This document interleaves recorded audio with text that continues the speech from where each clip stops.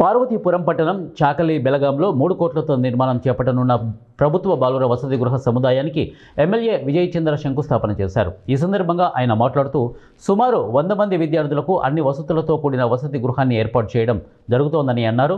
SC విద్యార్థులకు సంబంధించి ఈ వసతి గృహాన్ని ఏర్పాటు చేయడం జరిగిందని, ఇందులో అన్ని సదుపాయాలు ఏర్పాటు చేయడం జరిగిందన్నారు.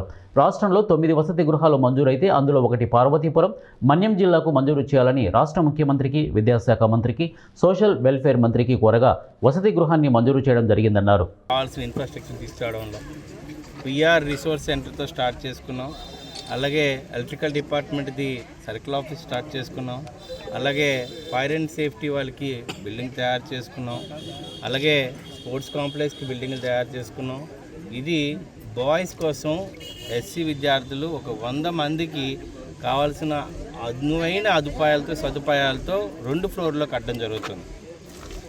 ప్రీ మెట్రిక్ స్కాలర్షిప్లో చదువుకున్న ప్రతి ఒక్క విద్యార్థికి దూర ప్రాంతాల నుంచి వచ్చేవారు. ఫర్ ఎగ్జాంపుల్ పాలకొండ నుంచో, లేదు చాలా దూరం పాల్సిపంట నుంచో ఎవరైనా వచ్చి చదువుకోవాలి, ఇక్కడే నేను ఖచ్చితంగా ఇంటర్మీడియట్ చదువుకోవాలి, డిగ్రీ చదువుకోవాలన్న ఆలోచనలు ఉండే వాళ్ళకి ఈ హాస్టల్ సదుపాయం ఇస్తుంది, అకామిడేషన్ ఇస్తుంది, ఫుడ్ పెడుతుంది, వీళ్ళకి అన్ని విధాలతోని. అయితే మొత్తం రాష్ట్రం మొత్తం ఒక 9 వస్తే అందులో ఖచ్చితంగా పట్టుపడి పార్వతీపురం కూడా హాస్టల్ కావాలని తీసుకోవడం జరిగింది.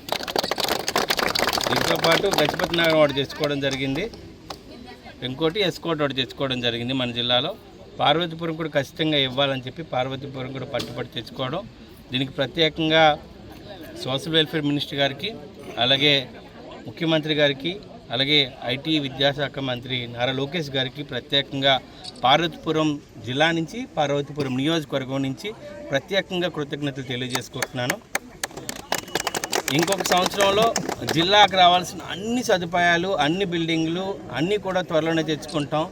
మన ప్రభుత్వం మాటలు చెప్పే ప్రభుత్వం కాదు, మా ప్రభుత్వం చేతలు చేసే ప్రభుత్వం. మా ప్రభుత్వం కల్తీ ప్రభుత్వం కాదు. అలాగా మద్యాన్ని, దేవుడి లడ్డూని కూడా కల్తీ చేసిన పాపిష్ణాలు, అలాంటివి దారుణమైన పని చేసే వాళ్ళ కాదు. అందుకనే ఈ ప్రభుత్వం ప్రజలకి, తెలుగు వారికి, నేను